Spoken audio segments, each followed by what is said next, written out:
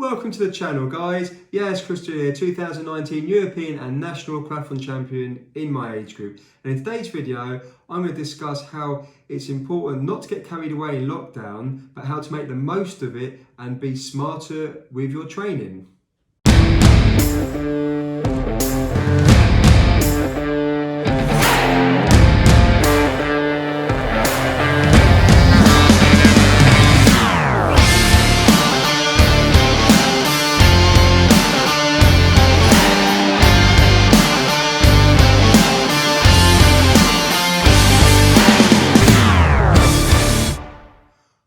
Onto the video, guys. So being smarter with your training during lockdown. So the first common problem that people have done during lockdown, lockdown 1, we're now in lockdown 2, is that they overtrained. Now they may not have thought they've overtrained, but they found that they had so much time on their hands that they were able to do more running, which is, well, more training, which is okay to a certain extent, but what they were doing, they were going too hard or running endless miles for races that probably weren't going to go ahead and probably not going to go ahead at the moment, and therefore have got long-term injuries as a result of it, or keep getting injured.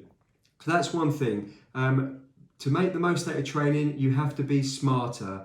So of course, I just want to go out and train. I've come back off 10 days of not doing any training, and the first thing I want to do is go out and do a longer run. But of course I can't do that because I've had 10 days off doing rest completely of doing nothing. So what I decided to do is just build up slowly, like I normally do every year after my end of season break, and have like a 30-minute easy run, for example, and 30-minute easy bike run. When I'm talking easy, light, very light. So firstly, it's a perfect time to have a rest period during lockdown. I know it probably doesn't sound like what you want to hear, but you can have some time off, let your body recover, rebuild, and then build for next year. And it's a perfect time. We're in November, and why do you need to overtrain now? And why do you need to pound away for races that, especially marathons, that now like in October? So you've got a whole year, and races that might not go ahead in the coming months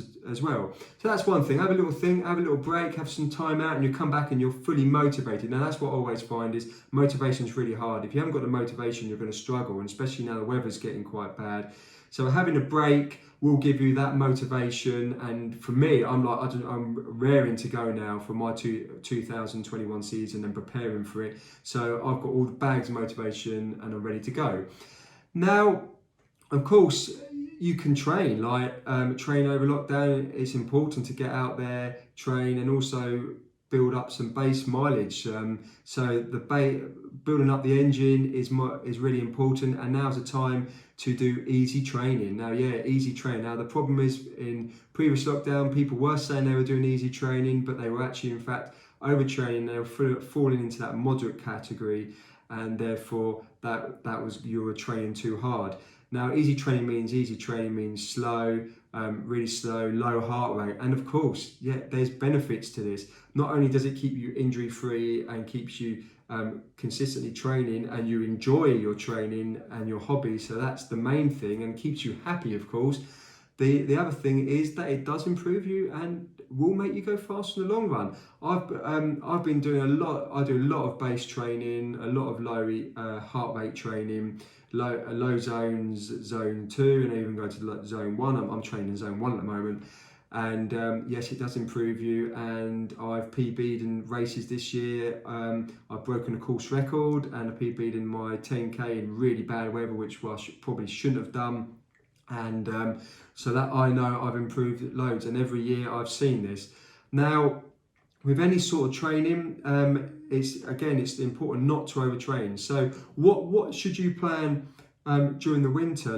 Of course, you don't need to go out for hours and hours. Make the most of your time. It's well known that you'll read up in loads of journals and sporting magazines, and they will say to you that quality sessions are better than quantity. Now, I'll just drop this down. Now, why do you want to go and run a 20-mile run for, say, you're training for a marathon that's a year away? Why do you need to do that and stress your body, make yourself really tired, if you're not training for something, a goal like as a marathon, or for a marathon or like an Ironman, why do you need to do that now?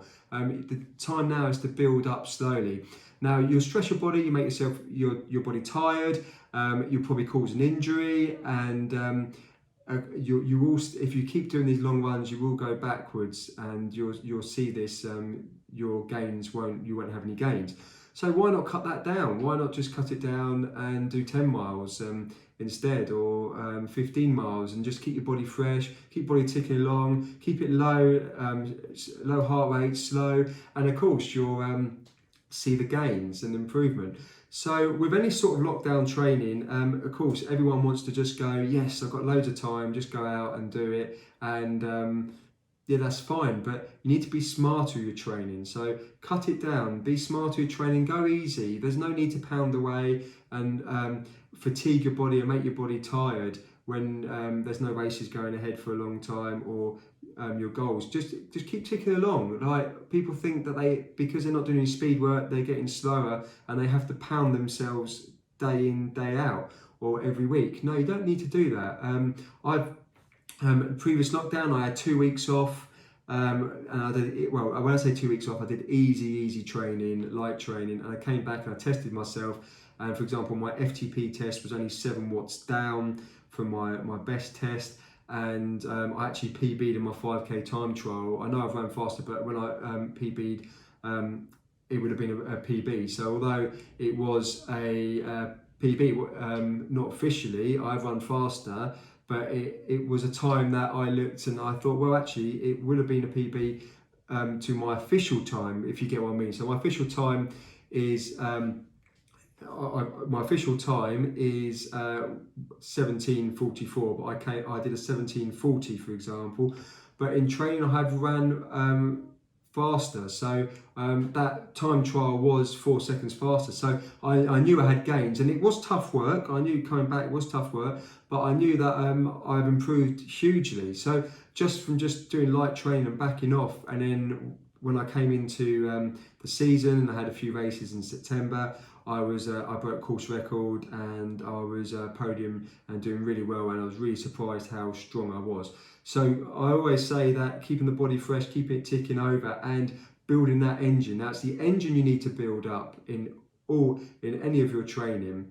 So building the engine makes you obviously stronger, efficient, and will make you faster in the long run. Now, a lot of people, when you can't swim, they want to go and add endless training to their routine. We don't have to. If you can't swim at the moment with lockdown, you can work on your land-based gym exercises at home. You can do a lot on body work, like press-ups, for example, squats. A lot of that can be done body work, and can help you in your running, your biking, and of course in your swim training. You just have to be smarter, and that's it really.